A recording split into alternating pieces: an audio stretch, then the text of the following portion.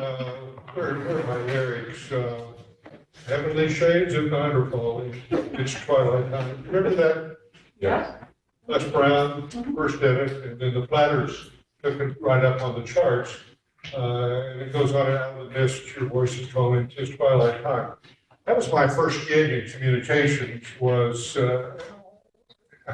KSIM, AM on the dial, had to go to low power at night, Sikeston, Missouri, halfway, for those of you who don't know that geography, and most of you do not, I can tell, it's halfway between Memphis and St. Louis, about 5 miles closer to Memphis than to St. Louis. That's where I grew up, and that was my introduction to communications. I was an assistant to a disc jockey, and that meant that I went to get records because people would call in and ask for a given song to be played. I would be told to go get that record, so I would go get the record, and then I would look at the AP feed, the Associated Press feed, and if there was something interesting in weather or news or whatever, I would rip it off and bring it to the guy that was on the air. So that's where I started, and then I was abruptly by Lynn Randall, who I cursed from time to time, been asked to review, mainly what I did in government. She did not ask me to review what I did at KSIM. Not interested in that, didn't know about that, shouldn't know about that. And so it began with, sort of the regulatory agenda at the FCC, the extent to which it has power to, regulate content. And the answer is it doesn't. The Constitution precludes it, but we fiddle around with it because the Congress fiddles around with it. And I'll talk a bit about that in a minute. So the title, I said to Lynn, I said, sure, I can talk about that. Indeed, I will if you have questions. But a more interesting question is where I'm now looking at my notes. Where's this all going? So we admitted it to an overview of how the communications landscape has changed. And my God, it's a change.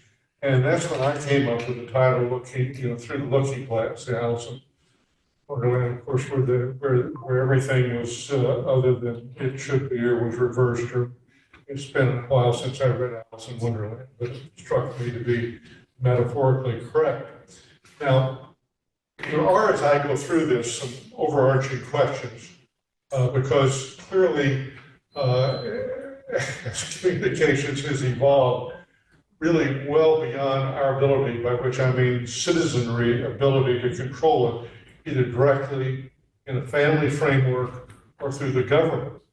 It's evolved quite rapidly and left us all, I suspect, a bit breathlessly, but it has maintained what I believe to be the overarching questions and what I thought in part were the overarching questions at the Federal Communications Commission. So, can we protect our privacy? Do we have any control over the content that is brought into our home by whichever device we choose to use? Can humanity be protected from predators? And can consolidation of media power be avoided? By which I mean, can we leave opportunity within the framework of communications to more modest entrepreneurs than the big five, sort of the Alphabets, the Metas, the Microsofts, the Apples. And, there's some pretty thorny questions there. And when you get the Federal Trade Commission involved in something that tends to want to sort out the market, then that becomes a devilishly difficult, I'm sure I've mispronounced that, by the way, thing to do. So where have I been? So I started at KSIM. Went to law school after undergraduate school. This all happened in Missouri. I went to the University of Missouri to law school. Went to a law firm in Springfield, Missouri, which is sort of the third city, but fairly small compared to St. Louis and Kansas City. And then went into government. And so my background is as a Republican. I'm no longer a Republican. I changed as did my wife Marty, we changed our registration about 3 or 4 years ago, so you can understand why without my telling you why. But I started with Jack Danforth, who was John C. Danforth, John Claggett Danforth, been elected Attorney General of Missouri, asked me to become an Assistant Attorney General, joining his office of the Attorney General. I did that, and I ran a campaign for him for the U.S. Senate, in which my wife worked. And then one of my peers was Kit Bond, who died about 2 weeks ago. Kit was governor of Missouri for 2 terms, and then a U.S. Senator from Missouri for 4 terms. And so the 3 of us, along with a few others who I won't name because you won't know them, we're sort of the vanguard, if you will, of reforming politics in Missouri, which is now a scarlet red. So you can see how well we did long term. Quite successful. After serving in Kit Bond's cabinet, I decided I'd had enough of government and that I wanted to go into the private sector, not back into the law practice. And a friend of mine had a small radio station company that owned stations in Texas, Mexico, can't think of where else, I guess one in Missouri. Anyway, so I became a part of that company. We didn't get along very well, so I left after 9 months. I started my own company, bought small market radio stations, and the first one was, by the way, you might find this interesting, particularly Timworth. So my first station was Colorado, KLGT, the Light at the Summit, Summit County, Colorado. We were the communications hub. We were only interfered with when we would get 2-way radio calls from somebody living in the mountains who would say, I would like you to, on the morning show, indicate to Mom that I'm going to be home. So we were, as I say, we were the hub. And so all of our news came in by the AP, and we were Associated Press members. And it was fun. And we covered Breckenridge, Keystone, Arapahoe Basin, Copper Mountain, and then we had a repeater that took us up into the Vail area, just to give you a geographical point. So that was probably the most interesting radio station we had, but I decided after 10 years to sell those radio stations because my buddy Jack Danforth urged me to come back into government, but this time in Washington. He was, for a short period of time, chairman of the Senate Commerce Committee, because Republicans had the majority, and so he had some sway with the White House. And so anyway, I ended up heading something called the National Telecommunications and Information Administration, finally known as the NTIA, in the Commerce Department, worked for Mac Baldrige, Secretary Malcolm Baldrige, who was one of the more colorful people that I've worked with before, and who died in a rodeo accident. He was a calf roper. And as he leapt off of his horse to tie up the 3 legs of the calf, he fell into a big rodeo belt buckle, jammed up into his heart cavity, and he died. And anyway, what a guy to work with. And so while in the Commerce Department, I decided it was time to look forward. Where was all this going? Because we were beginning to see literally the beginnings of digital communications, mainly Pentagon-based, by which I mean that's where a lot of the research was taking place. And so we did a study called NTIA Telecom 2000. This was released in 1988. And so we were looking, obviously, 12 years ahead into the year 2000. I doubt that it's still available, although at the time, the first people to copy it copied it in Japanese. I was not surprised. It's on Chinese. And it was, I don't know, well, anyway, it was an oddity as far as I was concerned, something that we had done would be copied into Japanese, but they were shadowing what we were doing in communications. And through NHK and other major Japanese communications assets, they were involved in aggressively moving. Just 1 second, and they wanted to do an analog version of high definition television. And when I got to the FCC, I thought we needed to be on a track to do a digital version of high definition television. So there was some friction between what we were doing and what the Japanese wanted. Yes, Lynn? So was this a good predictor of what you actually ended up seeing in 2000? Well, it's a good question, but not a good question. We're fools whether we dance or not, so we might make dance. I don't know. Yeah, I mean, they were certainly, for example, we called this a telephone that would produce a video dial tone.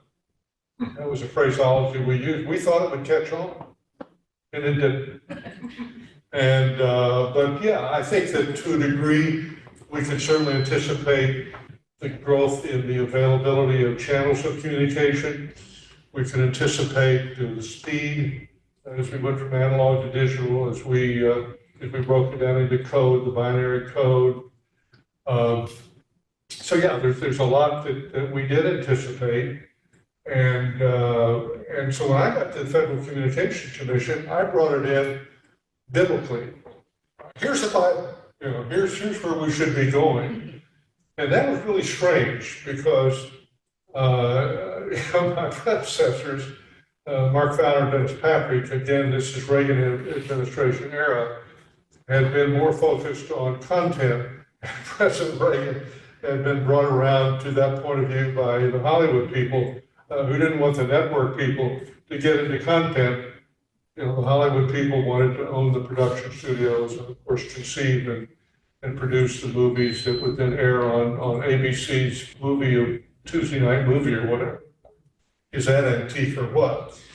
So there was during that Reagan period really a concentration at the FCC on content, on what I would call the competitive analysis. There was something called financial interest and syndication rules that kept the networks, and then Fox was coming along, and Rupert wanted to start a fourth network, and so anyway, I helped facilitate that. I had no idea what it would turn out to be, and by the way, I could care less. I mean, we needed a fourth television network, and obviously Rupert, being a very clever fellow, has done quite well with it. And so those were the kind of questions that were sort of in the forefront of what was being done at the FCC. What I brought to the forefront was questions dealing with frequencies. How could we more rapidly mine other parts of the radio spectrum? How could we better utilize satellite communications? We authorized a low Earth orbit satellite system that Elon Musk has done so well with through Starlink, for example. Yeah, Mary. All right. This for me is a basic question, and you're going to think I'm in the 18th century. When I turn on my radio, Yep. I can't get shit. However, if I turn on my iPhone, I can get NPR and everything that I want to listen to. How am I getting it on my phone, and why can't my radio? I don't understand sort of the mystery of it all. I don't understand the mystery of the ether that's making certain information available. So you say analog, digital. I'm afraid some of that might be lost to me. Break it down. There was a time that the FCC really did concentrate through its engineering bureaus on separation, frequency separation, which was, in a very fundamental sense, the reason the FCC began. I don't know what they're doing now. I literally don't know what they're doing now. I don't pay any attention to what they're doing now, other than the fact that the current chairman thinks that he should be, the censor, for Trump. And that, of course, gets some attention. But I just don't know what they're doing right now. I do know why this works. Why? Well, it works because it, the digital communications is less subject to interference. You're getting over high-speed links. Is it a physical link or is it magical? I mean, is it a wire or is it? Yes. Yes. No. Yes, answer to both questions, yes. Magical, but I'm physically not linked I'm physically linked through the ether to some kind of a tower. I'm sorry, it Well, may We're be. not the up to number of radio bars. waves are physically linked. Well, why can't my radio? So they're two different things. There's different radio for like your AM and your FM. Okay, It's on a different spectrum and it's sent out differently. Whereas for your phone, you know all those cell towers? yeah. They are strategically placed So to the give you phone great is robust, and it does. So Yes. one, and that's where I'm going, thank you, Doug. So one is clearly muscling out the little radio next to my bed that's useless. Well, it's not really muscling it out, it's just that the one that's on your radio, where It's it's completely dependent on where you Well, live. there's certainly a level of obsolescence that's dramatic. That's all I'm asking, And, yeah. this, by the way, is a 2-bar location here. Right. So we're getting not very good, coverage here on our cell phone. Oh, I'm getting full. Yeah, well, who do you have? Bud? That's what it Yes. is. Maybe you don't have Verizon. Or T-Mobile has 4. I have Verizon. It's 2 on his phone. She I have has 4, She has 4. and I'm in a late mode. Maybe your phone is old. No, it's not. It's a brand new phone. Maybe that's the problem, is it's new and it doesn't know anything Okay, yet. but anyway, I don't I've want, got to. So we're gonna go more rapidly now, because they've only given me 90 minutes. 90 You minutes. get a second session. 90 minutes. I suspect there are only 2 of us in the room that have studied electronics, correct? Electrical engineering. Electrical We have engineering. a lot of, Oh, I bet Hans yeah. has. Well, he's a real wirehead. Yeah. But the interesting thing I want to say about Annabelle is in Minneapolis, and we've got her, right? Well, when we first started running Zoom for Chesapeake Forum, yeah, we had a fellow come in from the Cook Islands. Who knows where the Cook Islands are? It's way up in the middle of the Pacific. And so it's interesting how we use technology to communicate. Just like Mary, I will go on bike rides, and depending upon the time of day, in the morning, I'll listen to Pattinsville, Mississippi. It's an FM radio station. And I can also know where he is. So if he's stuck in a ditch someplace, I'll know. you're tracking it. Okay, we're getting out. well, the Cook Islands, I mean, they're presumably using a range of media to get here. You know, meaning to get to your phone. Well, think what Elon Musk did when the people in Yes. well, You mean Starlink? in Ukraine who couldn't Yeah. communicate, and he put satellites up so that they would be able to communicate. So that's A cell phone configuration Yeah. in the sky. I'm just curious, in terms of your planning, your strategic plan for 88 to 2000, did you anticipate the internet at that point? And Well, the internet was up, but it was the Pentagon. Yeah. Yeah, It we was had- It was a, yeah, the yeah, dark the set, internet is exactly. over the Pentagon then. Yeah, Yeah. but, and so what there was AOL, IBM had one, I can't think of the name of it, Yeah, well, that would be. AOL CompuServe was one of the Right. private Yeah. colleges, that's it. Yeah. Ask Jeeves. And so we were moving in that direction. Now, Did you have any idea of the power of what the internet was going to provide at that point before it really came online? power meaning cultural power or The pending power the or, transformational power of communication. sort of yes and no. Mhm. I mean, we knew it was, BFD is of course the abbreviation for big effing deal. We knew it was a big effing deal, Mhm. but no, we didn't have any anticipation of what it has become. But I'm going to finish up with the FCC and Howard Stern, because I think it was an interesting period of time. And it shows you the lack of power at the FCC, although transitionally, I guess we did have some power. I got there, and my predecessor, Dennis Patrick by name, had let build up 2 years of complaints from a guy in Los Angeles who was taping all of Stern's show on a affiliate in Los Angeles, and then was sending in complaints on about half of them that they were indecent and that they were in violation of an act that protected children from indecent broadcasting. And so you could indecently broadcast, I'm not making this up, by the way, after midnight, but presumably children were not in the audience, but this, of course, was the Stern Show, which probably began on the East Coast at 7 a.m. or something and went to 10 a.m. And so anyway, Dennis was a libertarian, basically said we shouldn't be involved in content regulation. I got there and there was a buildup and I was offended by what Stern was doing. John Dingell, who chaired the House Commerce Committee, was offended. And George H.W. Bush was tied up overseas. Keep in mind that things were coming apart in the Soviet Union, et cetera. And so if somebody asked me how I would judge the H.W. Bush administration, I would judge it very, very highly. On domestic matters, he was somewhat inattentive. On international matters, he was intensely attentive and I think did a good job. So that's my take on him. And we had, by the way, an interesting organization called Parents Music Resource Center that was started by Tipper Gore, Senator Al Gore's wife, no longer, and Susan Baker, who was Jim Baker's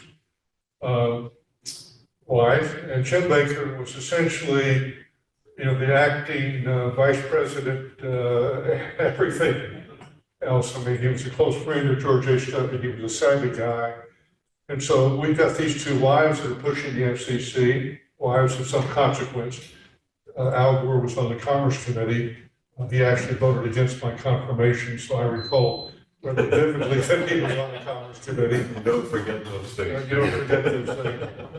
And so anyway, so I took up the Stern complaints. I got the FCC commissioners together and I said, they go through all these, 2 years worth of complaints and figure out if there's anything that we should take action on. These were the aides to the FCC commissioners.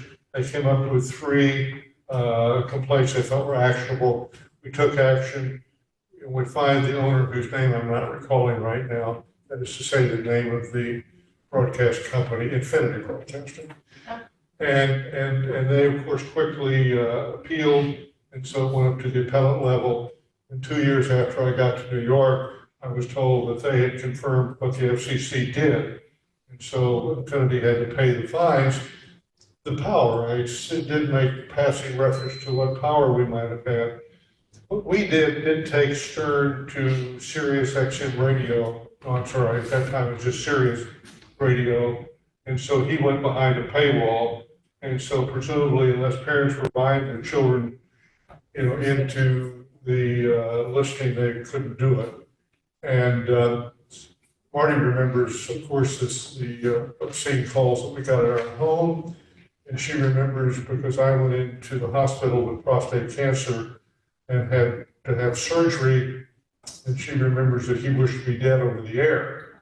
So. This is Howard Stern? Yes. Yeah. Oh, interesting. So I had a little bout with Stern, and that was sort of my last work trying to get a hold of content. The courts required his payment for reason. Who does he pay? Who does you have several complaints. People are not liking the content. FCC is taking 3 actionable, 3 things that you felt Who were does actionable. Infinity pay? Yeah. The Treasury.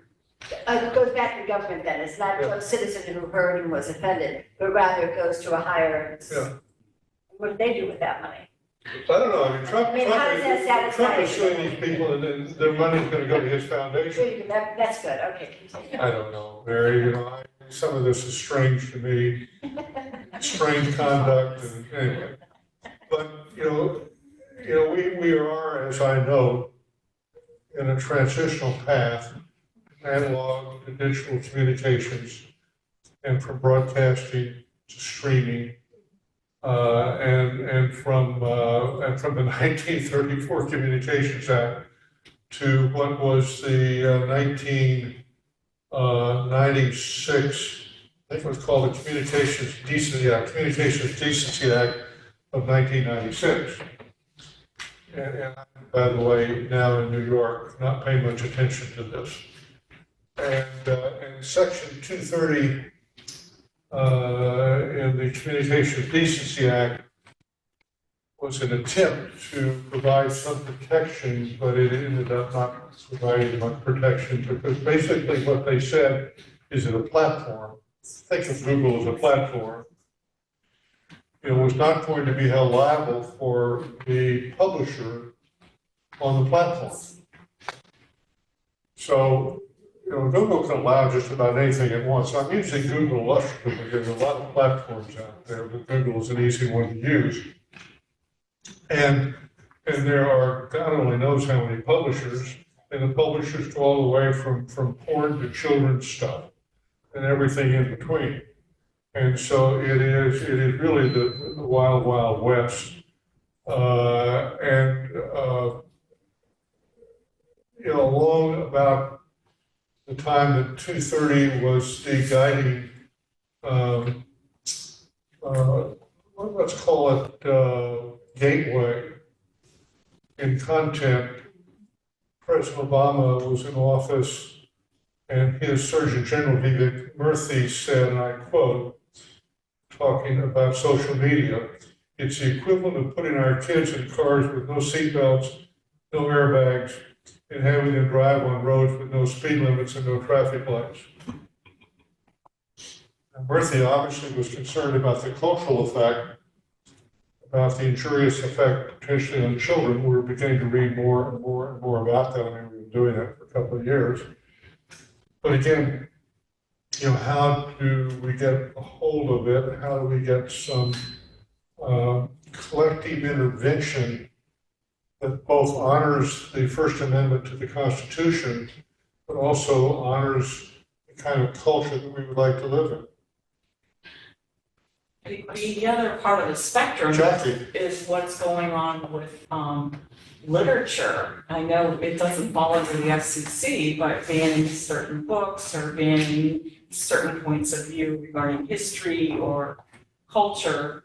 And some of that does play out on the media, but it almost seems like we've gone to a further extreme, banning profanity and things that, really don't belong out in the open versus banning historical things. You're bringing up the word extreme. I find that an interesting word and a not very useful word, I will quickly tell you, because everything now is extreme. And so what is extreme? Hell, I don't know what's extreme. But I can tell you that when fucking is every other word on the cable stuff we watch, I think that's extreme. Now, maybe it's not. I guess it's now been normalized. Working at Capitol Hill, it was a noun, an adverb, an adjective. Exactly. It was every other, and I'm an old lady, and it pops out of my mouth all the time because I was too many years at Capitol Hill, and it was okay. And I think you had your hand up. No, I was pointing. But I don't mean to take you on precisely because that's not fair. But the word extreme is what I'm worried with. I mean, what's extreme? Marty and I are old enough, we don't really have to worry about that stuff, by the way. I would gather that most of you are. Maybe Carolyn is not. I'm just. Listen to it. Well, the point was more about now trying to ban other kinds of things that have been around, other kinds of ideas. And I use the word as extreme because I just think it's taking it too far. The behavior is extreme.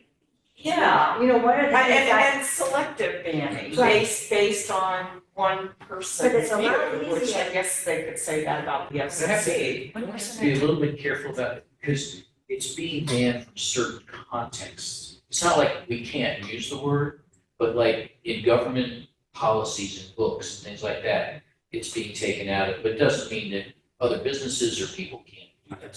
So I think we gotta be a little bit careful how we use that. Well, if you listen to the local radio station here, you will not hear the F word. Right. And so we have banned it in the context of broadcasting, but of course not in the broader context of where we now get most of our media. I think there's a fine line between when we apply our First Amendment. If you think about Don Imus talking about nappy hair, the First Amendment doesn't regulate bad manners. Does it? we've been driving to New York City from the country every Monday morning, I guess it was, we listen to Imus. I enjoyed Imus, I didn't enjoy Stern, but you're right, I mean, there are cultural touch points that,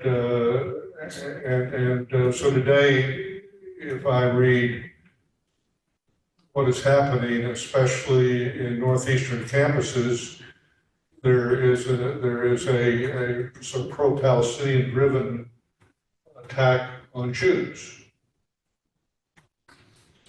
And, you know, I find that the degree of what I would think of, I wrote a book, by the way, it's now out of print, so you can buy it as a used book. I wish I could promote it because I'm sure I would make a lot of money, but it was called Culture Leads, Leaders Follow. Hold it up for the camera. You won't see it. I don't know, where is the camera? It's right I there. don't think they can see it, can they? And, you know, I go on and on about where culture is today and the fact that I really do believe that the culture is leading. So to the point of Mary, all right, the F word is now normalized on Capitol Hill. Well, I can tell you, when I first came to Washington in 1986, it was not normalized. And yet, in a relatively short period of time, a couple of decades. It's shock. But, you know, Jackie made a different point, though. She talked about the banning of books in the libraries. And I was going to say it's a lot easier to take a thing like Fast Forward and ban that book from circulation than it is to get into the magical ether and try to stop streaming content. I don't know how the heck you do that. By the way, I wish they had banned Fast Forward. I would have sold a lot more copies of it. There you go. That's funny. Anyway, I have a few more questions before I turn to a couple more. I don't even know what time it is. The clock is, it's 10 after 11. I went to New York, and you know, this is personal. I didn't want to hang around Washington. I didn't want to go to work for a law firm. I had some offers to do it. They didn't want my legal mind. They wanted my access, and I just didn't want to do that. So I left Washington. You know, Marty and I moved to New York, and I went to work for the Hearst Corporation. And my middle daughter said, "Hey, what do you know about rental cars?" I said, "What's what he said? No, it's not Hearst. It's Hearst." I said, "William Randolph Hearst." And, You go into the funeral business? did I go into what? Funeral business? Funeral business. You know, it is a turn on a word, isn't it? No, I didn't go into the funeral business. That, in fact, would have been, I would have been more likely to have gone into the rental car business than into the funeral business. You're talking about the death of yellow journalism? Yeah, well, there you go. You know, I mean, William Randolph Hearst was ahead of his time, wasn't he? He was. And he, over time, along with a lot of very competent people, built a quite consequential company, which, by the way, is probably gets much of its net profit now in data-driven media. I say because nobody from Hearst is here that would take me on in my statement. But the point of my saying this is to emphasize what's happened in the media world.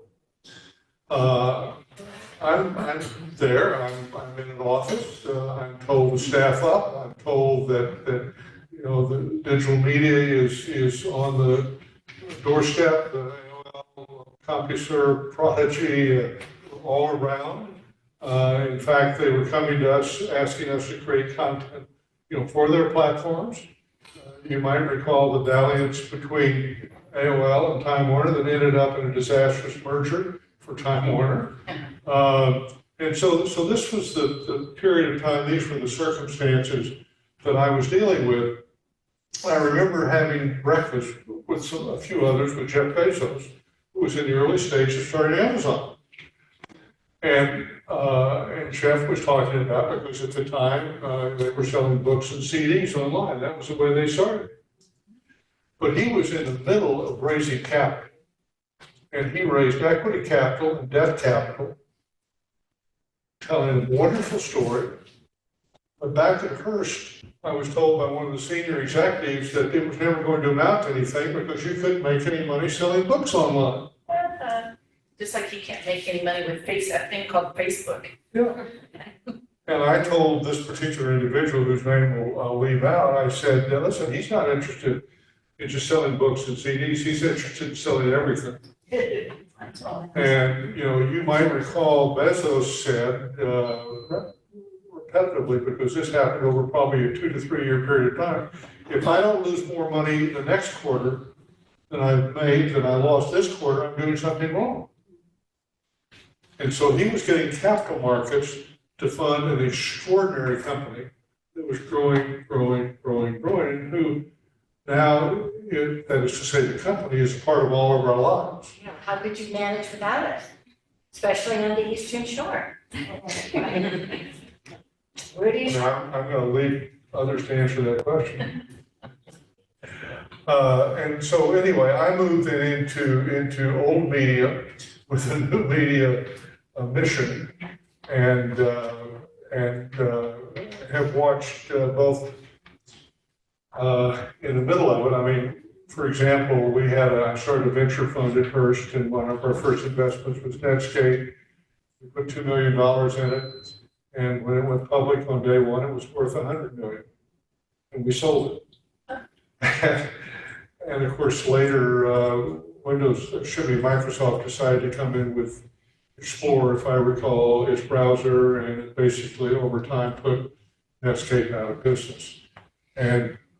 But that's the way markets were moving and markets were changing. There was a volatility, and it was really hard to keep it in mind and to know where it was going. I mean, back to the question about, well, NTIA Telecom 2000, 12 years later, was it prophetic? Well, yeah, to some degree it was, but it was only broadly prophetic.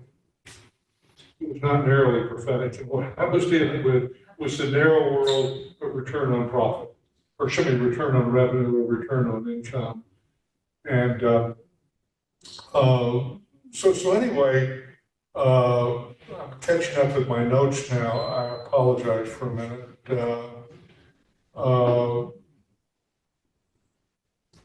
Today, ChatGPT, I use it as a research assistant. Maybe many of you do. I don't know.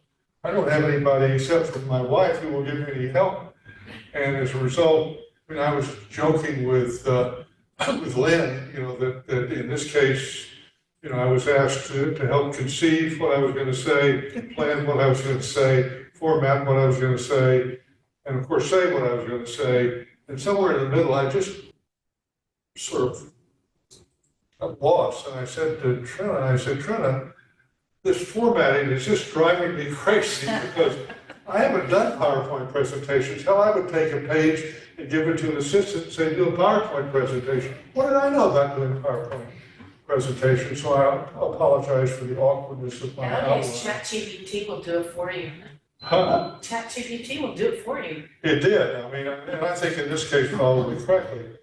Today, ChatGPT estimates that millions of blog posts, articles, videos, images, and social media, and of course, all of the things that go viral, count something in excess of 12 million. And they had no idea. And I then did another search that says Amazon sells 12 million products.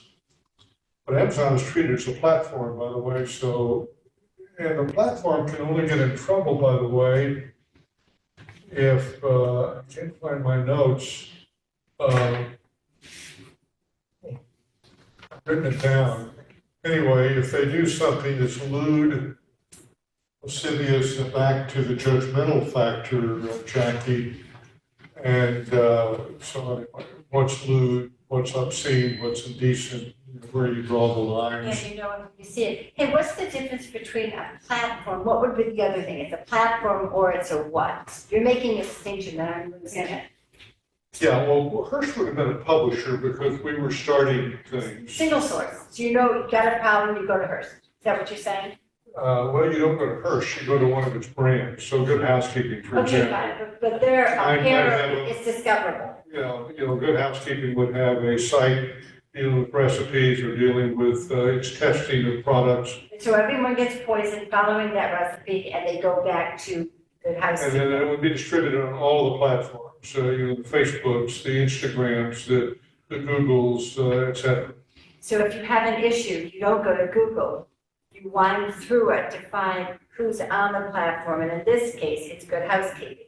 Is that the distinction you're making? That's right, Good Housekeeping is unlikely to get in trouble. My Uh, Google just but- opened when you said Google, Platform delivers the content. it just started recording you. So let's say the platform was helping older men link up with young boys. That'd be lewd. We'd all agree with that? Platform could get in trouble. If the platform, on the other hand, published or should have made available a book that you could buy about men getting together with young boys, I guess it could do that. Now, the library here locally might not want that book to be in the library. And is that their prerogative? The library? Yeah, I presume, I don't know. so that means if, It should be their prerogative, by the way. I mean, I can't imagine a library, yeah, you can't force that. yeah. But if you write that book and you get Amazon to host it as a book, then Amazon will not be in trouble, but you would, if you were the one writing the book. I think Amazon would be in trouble as well, because Amazon would be a platform, that's what we basically call Amazon, where publishers sell, where people that do Ziploc bags sell. I mean, God only knows what you can buy on Amazon. So, but again, older men hooking up with young boys, I think that's over, and I was using that illustratively to say what I think would get you in trouble either as a platform provider or as a publisher or as a library. But that's also illegal. Uh, That's also It illegal. is. Well, It is. and haven't they have some? But I mean, there's all sorts of things. I mean, one of the things that I said, I'll go back to the beginning here. I said, how can humanity be protected from predators? Right. And haven't there been some instances where people have tested ChatGPT or one of the others, and it has gotten to a point where it's taking over the discussion? Have you read stuff about that? And that, to the point of, I think in one case, you may have seen that it was suggesting to kill that person.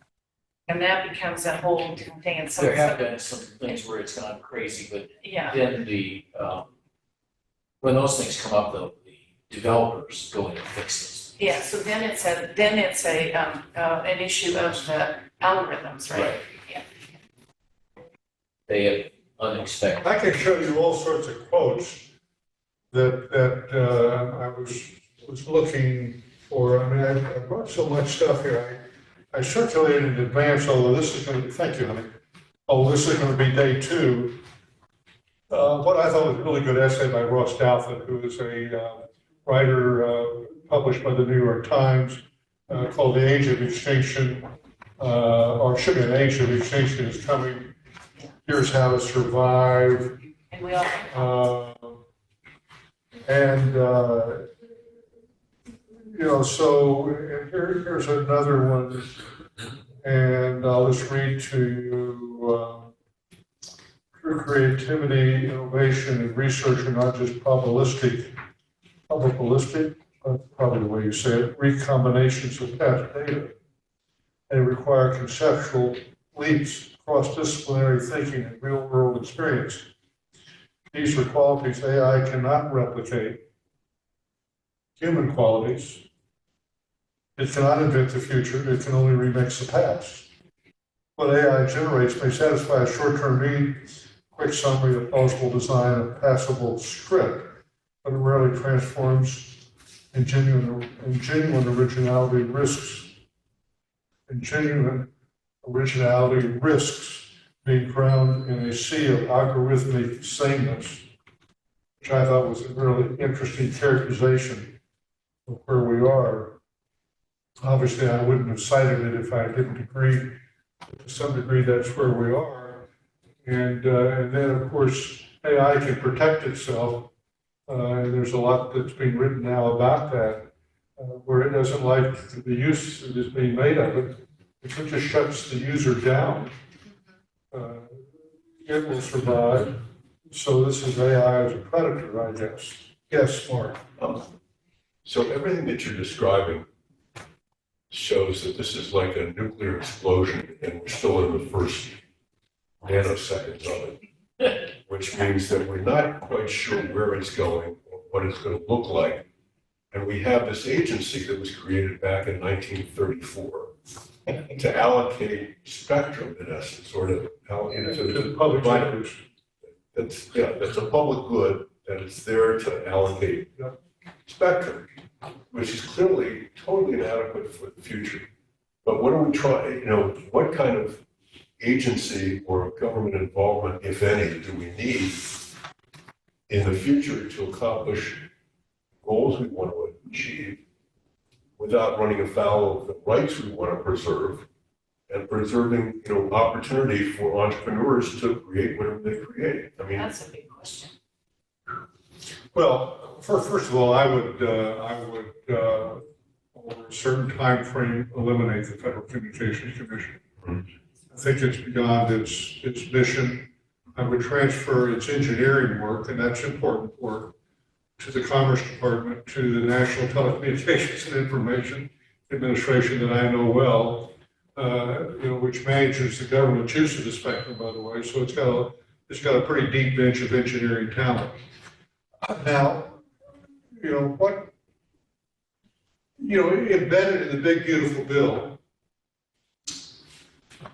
everyone knows what's embedded in the big beautiful bill, but embedded in the big beautiful bill is a stand down for 10 years to any regulation of AI, so that we can enjoy our lead in AI, artificial intelligence. We do have a lead on the world. Clearly, we have a lead on the world. To not suppress through regulation, not suppress innovation through regulation. And that should be debated separately from the big beautiful bill, because it really, you raise a great question, Mark.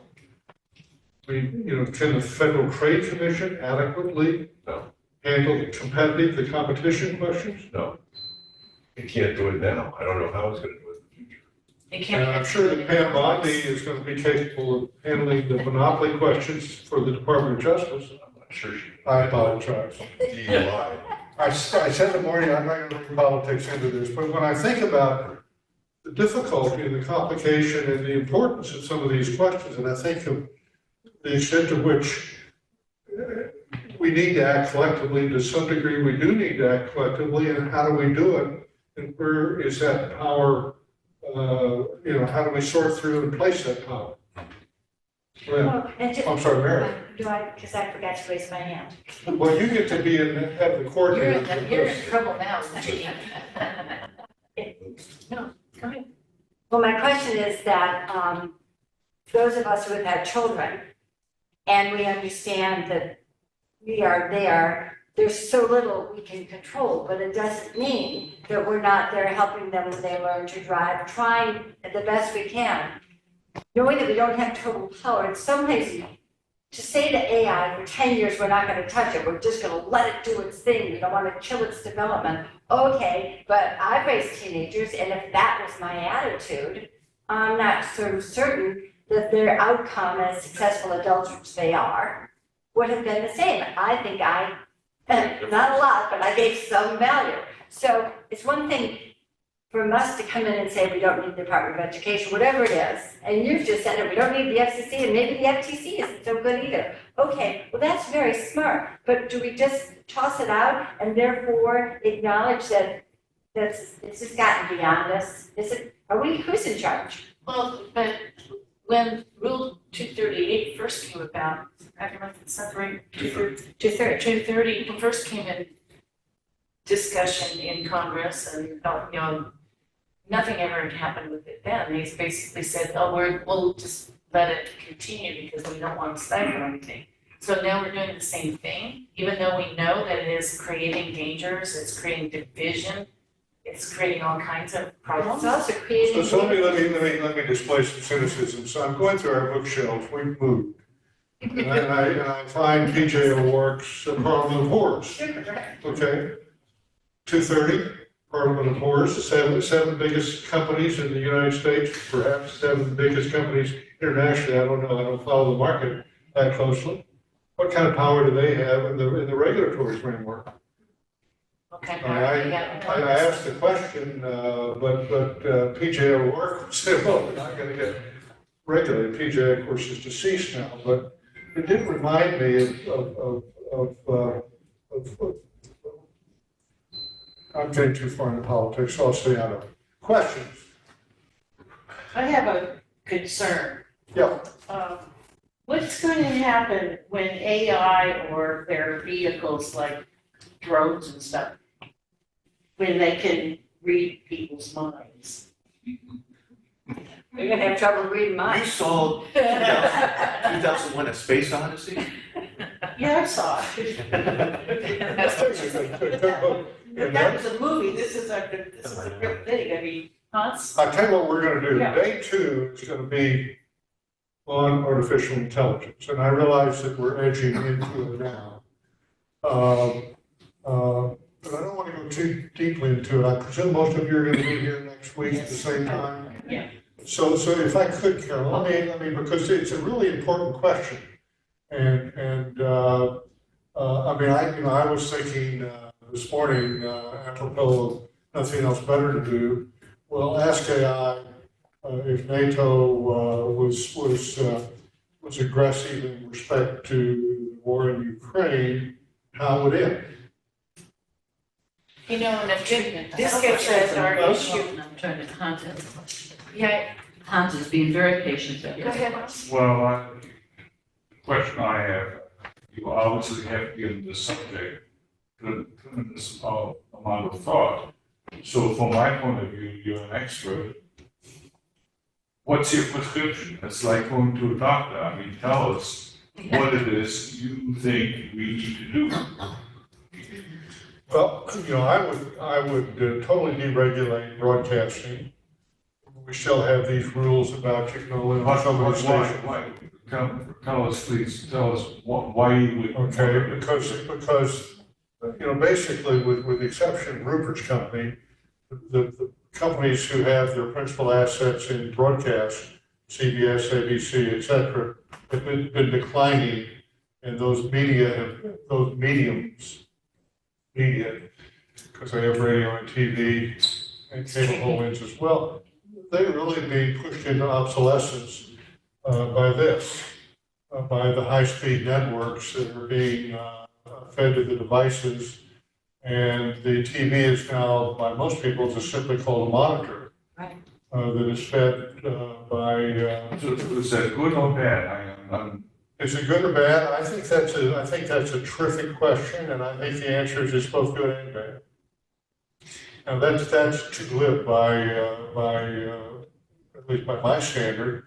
So I would say that it's good. I would say Marty and I use search, if not using artificial intelligence, almost every day. And we now go to the doctor's office with better questions.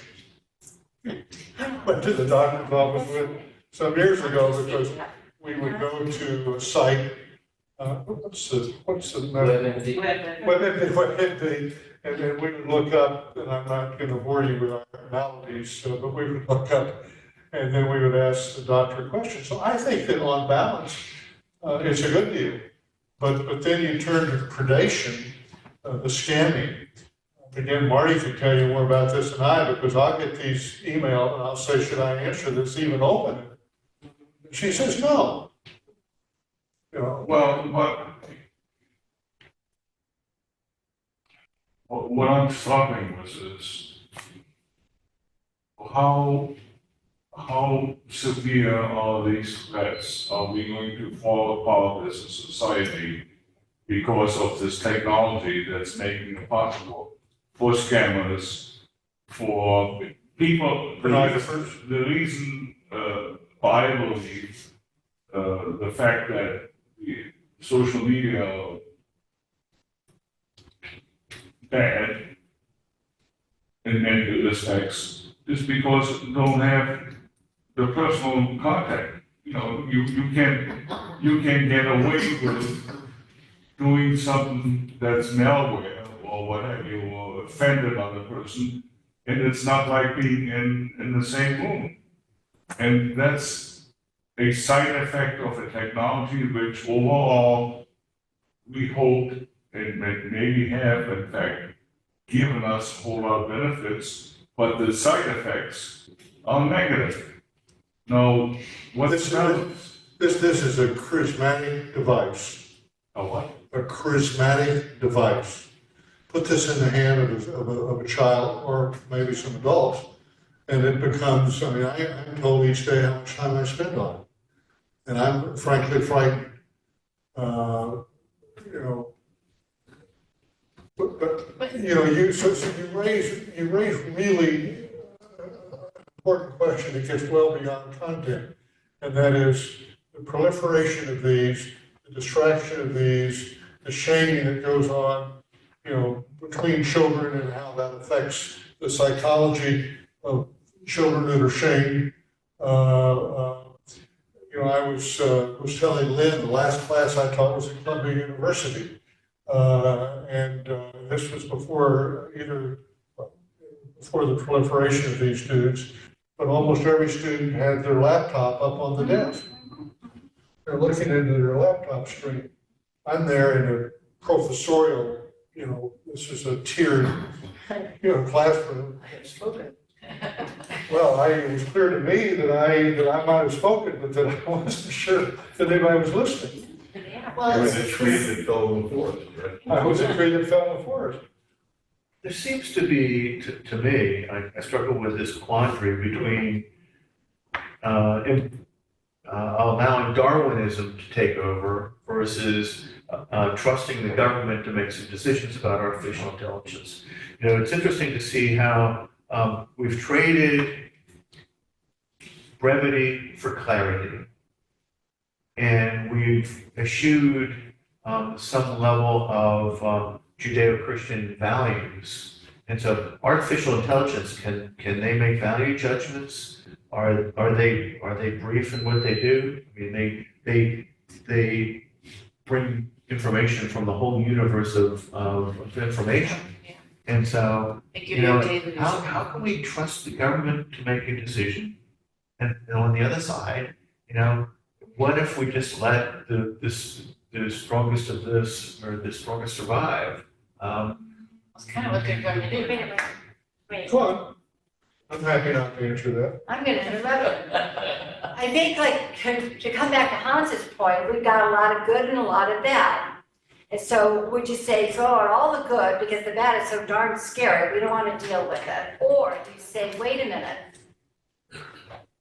aren't we all happy that if we buy a piece of meat, we have a pretty good reason to believe that we're not gonna go home and just get sick as heck? We're not, because we've got somebody looking at how it's processed, how it's manufactured, how it's stored. Are there mistakes? Yes. But we need some level of regulation. Well, do we need as much as we have? Maybe not. And maybe we need to rethink, and parents now are stepping in. I have 3 daughters. They are parents of our grandkids.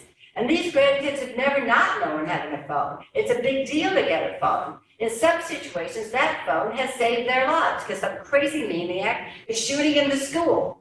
And the kid who had the phone, who called 911, got some attention. All right, so we've got a beauty and we've got a beast. Well, hello, we're people.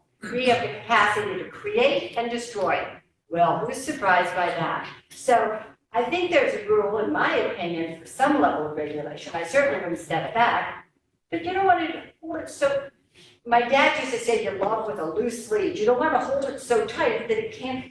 But to Don's question, there is regulation going on. Yeah. School districts, for example, are saying, don't bring your phones. Right. Or they're having. And you know what my daughter said? Damn well bring your phone. I trust this daughter. You put it in your backpack. You always have your backpack.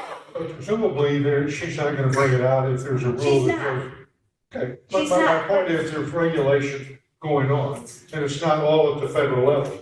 No, that's right, because with the parents to the schools, okay. If I can shed a little context under what you said, I was invited to give a lecture in Heidelberg decade and a half ago. And well, it's a long story what language I was doing it in, but I noticed there was a fellow in the back of the room and he had his laptop up and he wasn't paying a whole lot of attention. So I stopped talking and wandered around. I don't stand behind the lectern. And I got back there and he was playing solitaire. And I invited him to either pay attention or leave the lecture hall. In the same sense, I was invited by the school superintendent here to be a substitute teacher. I reluctantly said yes. And every time I would go into the classroom, I would say, I have a duty when I come into this building every morning, and that is to ensure that you have an adequate learning environment. You have a responsibility to learn. If you use your cell phone, and a lot of these guys, these young kids, are using this to do online gambling, which is against the law, or they play video games, I will confiscate your cell phone or your laptop, and you will get it from your principal at the end of the day. Well, yeah, okay, But so, that's not- And these kids have a hissy fit. Almost every day, I would confiscate several phones and at least one or two. This is laptops. statutory regulation. yeah, But yeah, it gets so, back to yeah, so accountability. it's local accountability. Since a lot of the discussions on this side of the room, if you want to discuss, raise your hand or yell if you want. Yes, Carolyn. I was hoping, I don't know if this is gonna be part of your lecture or not, but I am a private practice clinician. So I deal a lot with youngsters, young people in their 20s, 30s, 40s, Right. when I'm seeing, especially in the 20s and 30s, there's a huge increase in depression and anxiety. Sorry. Oh, you're very quiet. I'm seeing a huge increase in depression and anxiety. And my clients don't even know why. It's just there. And so going back to, I think they were saying people born after 1996 or 97 have been hugely impacted by social media, like you were saying, the shaming, or just knowing it's out there and anytime they can be videotaped. You know, people have their phone, all of a sudden it's on Facebook, and they can give their permission or a picture or something like that. I don't know where it's coming from, so I don't know if you're going to be addressing any of that, because I see it a lot. Again, they're just. Well, we go back to the point of I guess, junior high school girls exchanging information in a way that could be injurious. I can't answer any of that. I read about it, meaning I read that it's going on. I do know that our grandchildren, Marty and my grandchildren might well be anxious because if they pick up a newspaper, by the way, this is probably their newspaper, they're going to read that if they intend to work in the humanities, they're probably not going to have a job. Now, if they're a granddaughter said yesterday through her mother to me that her boyfriend is going to be soon taking the examination to become a firefighter captain or something. To which I said, well, that's good, because we will need firefighter captains. I think they're probably more in charge now, EMT people, than they are people who actually put out fires. But so I can understand that there would be a great deal of anxiety as a result of the perception that this AI is going to eat people that started. I'm just startled by the number of people that are in their 20s and 30s in professions that are anxious coming in. And it's vague, it's not specific, because I'll try to do CBT or other things. I But mean, they're concerned whether they are going to survive in their chosen career, or they're scared of Yeah. everything, that's for sure, because I've had quite a few people who are both, well, have the client and then their spouse and themselves that are out of jobs because the FDA, USAID, all of that. Don't you think we are living in stressful times? I'm stressed. It takes a lot of stress. No, it's a stressful time. This current administration hasn't been a source of calming, and I won't go political, but we have plenty of information about how we continue to have wars. Can we solve the problem by just bombing or creating more armaments? This is not reassuring to children, to young children. Young or adults primarily. Right, and so that we are stressed Yes, we are stressed. So how many of us were anxious about the atomic bomb back in the sixties? Right. Duck and cover. We were told to get under the table. I remember Just kidding, like, one time I was playing in my backyard some of us do. and they were doing dynamiting about a quarter of a mile away. They were breaking up rock to put in a new neighborhood. And they would normally cover it with these big metal mats, so it was a muffled sound and very little dust. Well, one time they did put mats on it. I'm back in the backyard playing, and I saw this big cloud of dust. It makes a mushroom shape. And the first thing that went through my mind, it finally happened. You're the guy. And then I realized, but for an instant, that is what actually went through my mind. And I was probably 10. If you grew up in a small town between Memphis and St. Louis, my father didn't anticipate that would be where they would drop the bomb. So one of the things that we have not really talked about is how social media has become a source of division in our country. The whole algorithms where you like something and then all of a sudden you start seeing more and more and more of that, and how that can impact and divide us because sometimes you don't even know if you're seeing something as true or false.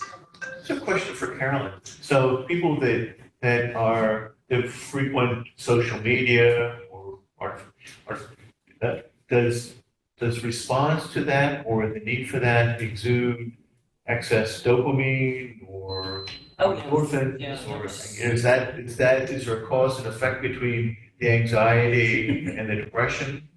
Is there a chemical reaction to all of this? I do know they found that if you get a hit of dopamine, serotonin, different things. Yeah, they have already, to my understanding, proven that it's addictive. You know, how many hits you get from a Facebook, whatever. But just going back to what you were saying is we also I've found in my practice that the division with people having different views on politics and everything else has driven families apart. And I've been asked to try to families apart, adult children and their parents, you know, because of everything they're seeing on Facebook or they're sharing, you know, because the parents will see something that. This is not political, it's just a fact. Trump will be our last analog president. The last what president? Analog president. Yeah. Somebody who grew up principally during the analog period. I'm an analog person. Now, because of what I chose to do, I've kept getting more actively involved in the digital world, but I think there is a sort of a cavalier notion about what we say in the sense that it can go viral. So some people, virility or virality, I guess is the way to say it, is chosen, but in many cases it's probably not. And so I read, and again, I try to avoid these sites, but you know, how say, I will leave this gender free, but how a young person will have taken a selfie nude, and then suddenly they find out that their friend, quote unquote, has sent it out and that it is networked. And that obviously in their life is a viral moment and a hugely debilitating one, I would think, unless they're a. And you know, well, you've made that a specific act that someone did. You can now also, having done nothing at all, been victimized by this technology, the kids who are playing around with images.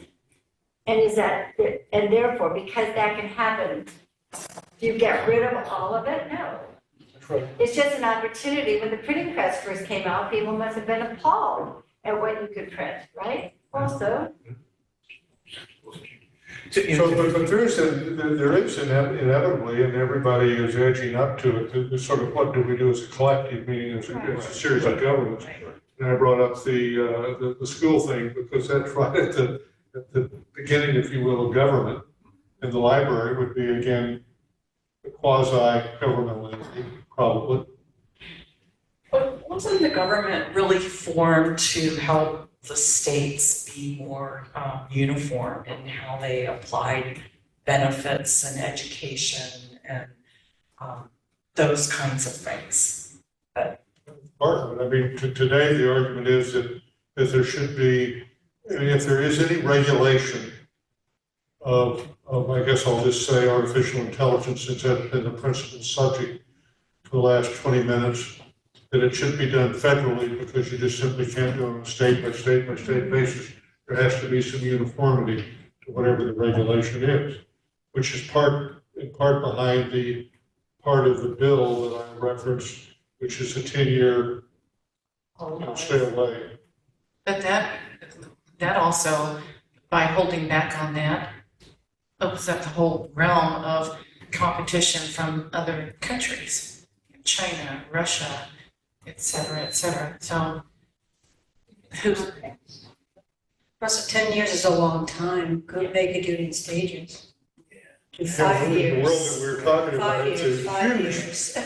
you know, a so huge it period could of be time. changing just 1 year, 2 years. well, and some of the developers of AI said that it would take over our role in life very quickly. And But let me pick up on, because Lynn, you raised a good point. What's happening in the rest of the world? And first of all, I believe that those 6 or 7 companies are probably the largest in the world. Certainly in the aggregate, I know they're the largest in the world. I believe that what is going on now can be brought to a certain stage in a command economy, as let's say in China. But there's a stage beyond which it won't be brought, because the government doesn't want it to be brought beyond that stage. right, So that it's Especially hard for for innovation to move rapidly there. And then in the forefront of regulation of media is Europe. And I think they're beginning to realize that the reason that they have stagnated is because they're not innovative. And so, you know, we can talk about the extent to which we need to protect ourselves from innovation, I guess would be the way I would put it. But the more protective we get, the less innovation there'll be. That's related also to the scientists. You know, They're saying that that's one of the reasons the United States has this innovation, because they have these, a lot of foreign people coming to these very good schools, That's creating the innovation. exactly. Hello, I went to MIT, you know, so I'm a Missouri law graduate. I arrive in Washington, I've got all these technology responsibilities. So I arrive at MIT to give a speech. For God's sake, MIT should not have invited me, because I didn't have anything to say to people that were at MIT, either as teachers or as students, but I was invited because I was the head of the National Telecommunication and Information Administration. So I go. And virtually all the students that I see are Asian.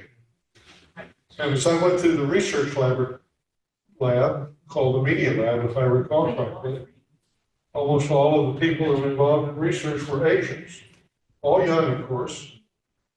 There might have been a Caucasian or two, but so, and if you look so they are getting, they are, at the heads of many of these companies, they're Asian, either well, Pacific or anyway, Indian, anyway. So my concern with AI, and I hope we can talk about this, is that people will lose their ability to reason, to do executive function. And then, you know, from Lynn's course, or the 1 second after, you have some problem that goes on where we don't get our satellite, we don't have our internet, we don't have all these things that we rely on so heavily. How are we going to survive? I mean, that's maybe far off, but I think a more serious thing is, how are we going to reason in the absence of this? Where's our common sense going to go if we ask AI to solve everything for us? shoot, I can't even read my handwriting.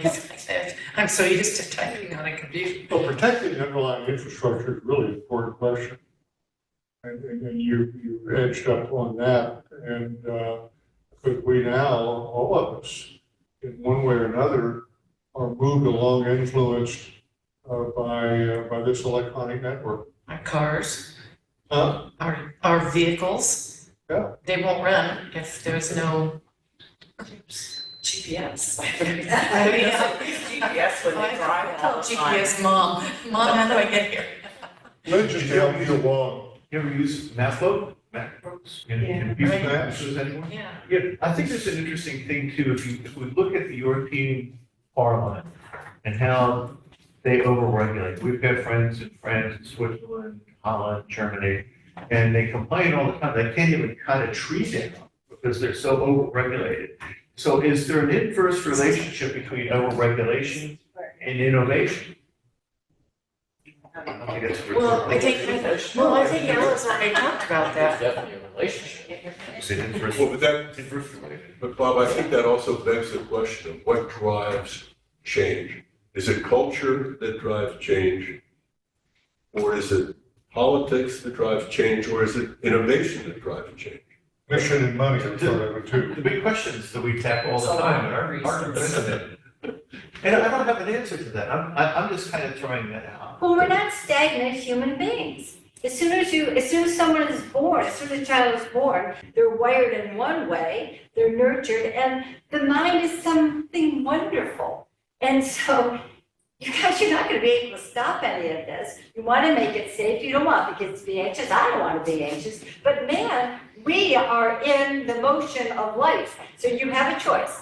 You can ride the current, or you can get off the boat, but and in the meantime, we need navigators, we need captains, we need people that'll swab the deck, there's room for all of us.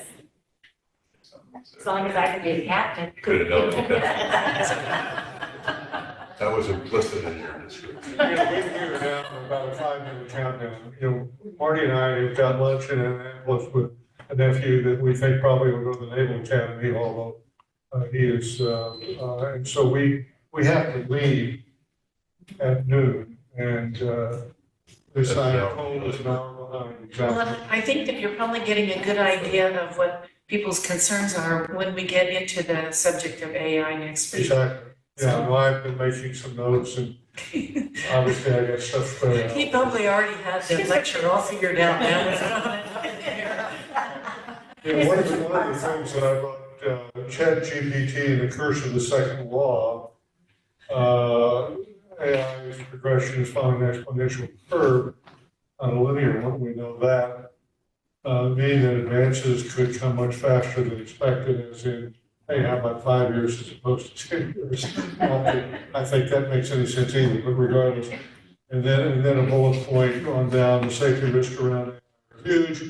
We think there's more than a 50-50 chance AI will wipe out all of humanity by the middle of the century. Well, that's optimistic. That's how How long is that from now? the COC research. Well, thank you so much for leading this discussion and all the work that went into it. It kind of flies out the window as soon as we all start asking questions. This is a lot like our Thursday night discussion group. Once you open up Pandora's box, Yeah. discussion goes. Oh, leave her out of it. No more Pandora here, moderator. Wait until tonight. So you have we brought you a very actively involved group of people that will pay attention, and thank you so much for all that you did. And thank you, Nancy, for getting him here.